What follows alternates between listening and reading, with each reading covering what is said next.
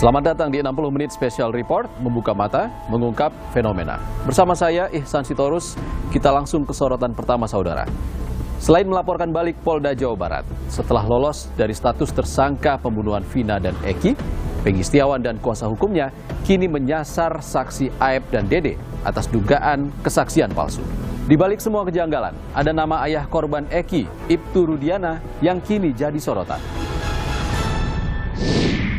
Menurut Hakim penetapan DPO atas nama pemohon yang terjadi dalam rentang waktu antara tahun 2016 sampai tahun 2024 tidak sah menurut hukum. Peggy Setiawan resmi bebas. Usai Pengadilan Negeri Bandung kabulkan permohonan pra-peradilan atas penetapan tersangka pembunuhan Vina dan Eki di Cirebon. Peggy berencana tuntut balik Polda Jawa Barat berupa ganti rugi material terkait pendapatan yang seharusnya diterima selama Peggy ditahan 49 hari dan ganti rugi imaterial pemulihan nama baik.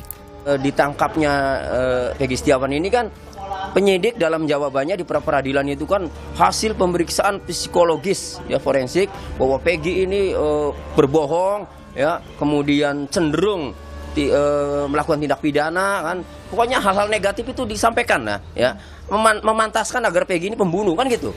Nah ini kan merugikan Peggy ya, merasa malu baik Peggy maupun keluarganya merasa malu ya dituduh seperti itu. Merespons tuntutan Peggy Setiawan terkait ganti rugi material dan imaterial, Kapolda Jawa Barat 2016-2017 Anton Carlyan mengingatkan Peggy dan kuasa hukum, pastikan surat perintah penghentian penyidikan atau SP3 dikeluarkan polisi. Apabila memang sekarang mau rehabilitasi dan ganti kerugian, tolong pastikan kepada kepolisian agar surat SP3-nya itu, surat penghentian penyidikannya itu didapatkan. Karena di dalam pra-peradilan itu ganti kerugian dan rehabilitasi itu karena ada dasarnya itu penghentian penyidikan.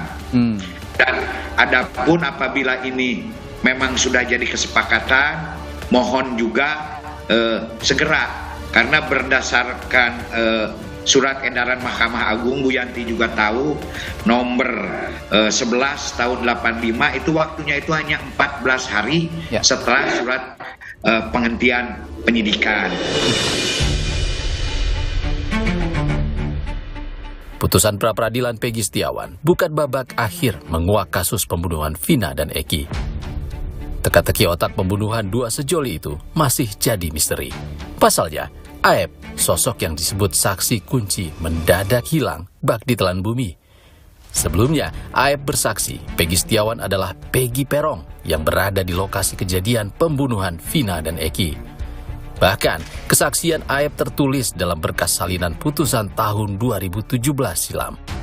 Itu anak itu ya namanya bocah itu kan di mana aja, buktinya kan terjadi di Cirebon ya, karena namanya usaha di mana aja mungkin gitu. Jadi ya sekarang kejadian begini ya nggak tahu, jadi nggak ngerti, mak nggak paham. Sekarang berarti di mana katanya? Nggak tahu sekarang mak kalau nggak pernah ngelihat. Sementara itu, Peggy membantah semua kesaksian Aep dan mengaku tidak mengenal Aep. Peggy pun berencana melaporkan Aep atas kesaksian palsu yang menyeret namanya.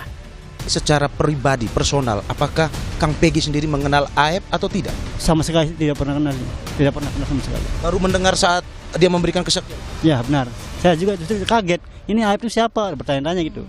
Ya, terus pertama tuh sangat disayangkan sih kesaksian Aep tuh ya benar tidak bermoral gitu. Kesaksiannya itu palsu banget. Secara misalkan dia mengatakan bahwa saya melihat di mana kejadian itu ada saya. Nah itu logikanya di mana loh? Soalnya saya kan lagi kerja di Bandung. Kami tim kuasa hukum sepakat untuk membuat laporan terhadap Aep karena memberikan keterangan palsu. Karena kasihan juga 5 narapidana itu kan karena kesaksian Aep juga. Jadi kita mungkin akan mengajukan laporan untuk Aep.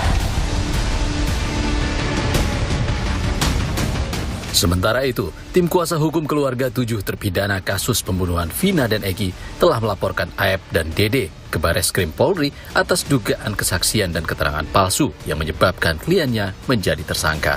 kesaksian Aib dan Dede inilah yang cikal bakal ya menjadi dasar untuk klien kami ditangkap, diproses, lalu dipidana seumur hidup. 7 diantaranya masih mendekam di penjara. Patut diduga tidak benar, maka kita uji kan gitu kan, membawa ke bukti-bukti ini kita akan laporkan kepada teman-teman di Barreskrim. Tim kuasa hukum 7 terpidana menilai putusan pra-peradilan Peggy Setiawan bisa jadi pintu masuk membuktikan kliennya tidak bersalah dalam perkara tahun 2016 silam. Kuasa hukum pun berencana ajukan peninjauan kembali. Putusan pra-peradilan hari ini terhadap Peggy Setiawan. Anak-anak terpidana di dalam ini semakin dia semangat, semakin dia yakin bahwa mereka tidak pernah melakukan apa yang dituduhkan kepada mereka itu. Sejumlah pihak turut pertanyakan awal penyidikan kasus pembunuhan Vina dan Eki 8 tahun silam.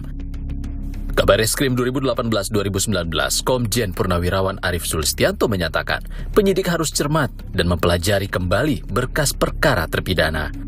Maka penyidik harus mengkaji, mencermati, mempelajari kembali berkas-berkas perkara dari pelaku yang sudah dihukum. Apa yang ada? Nah, yang ketiga adalah melakukan audit investigasi secara utuh terhadap proses yang terjadi dari tahun 2016 sampai dengan saat ini. Siapa penyidiknya yang dulu?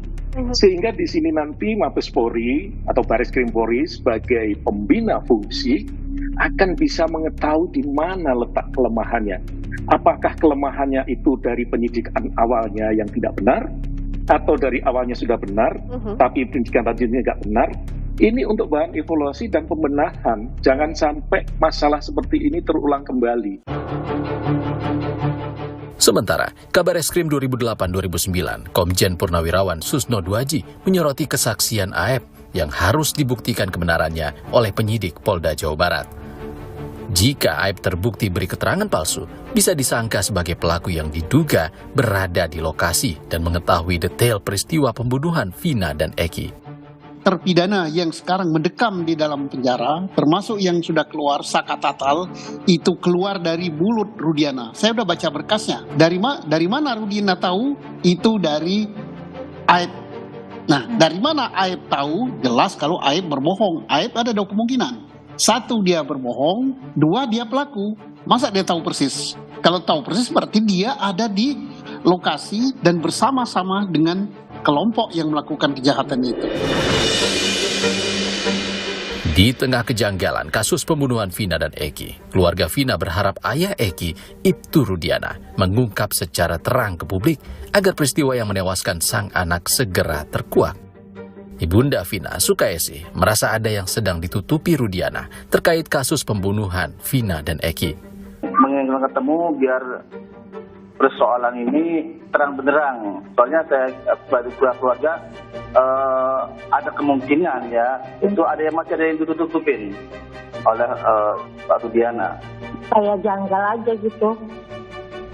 Ya anehnya kan kita kan sama-sama korban. Tapi kok yang berasa kayak kehilang itu dari pihak keluarga kami aja. Komisi 3 DPR RI meminta Polri menginvestigasi dan mengevaluasi penyidik Polda Jawa Barat untuk menjaga profesionalitas dan citra kepolisian di mata publik. Komisi 3 meminta jajaran kepolisian untuk melakukan investigasi terhadap persoalan maladministrasi ataupun apa istilahnya dalam penegakan hukum di kasus ini. Silahkan apakah Irwasum ataukah Propamnya yang turun, kenapa sampai terjadi penetapan tersangka dibatalkan oleh pengadilan. Apakah dalam penetapan tersangka itu tergesa-gesa ataupun dipaksakan sehingga menyebabkan keputusan yang tidak benar. Jadi kami akan mendorong itu untuk menjaga profesionalitas Polri. Usai terbukti salah tangkap, kini kinerja Polri kian disorot. Akankah kasus pembunuhan Vina dan Eki terungkap?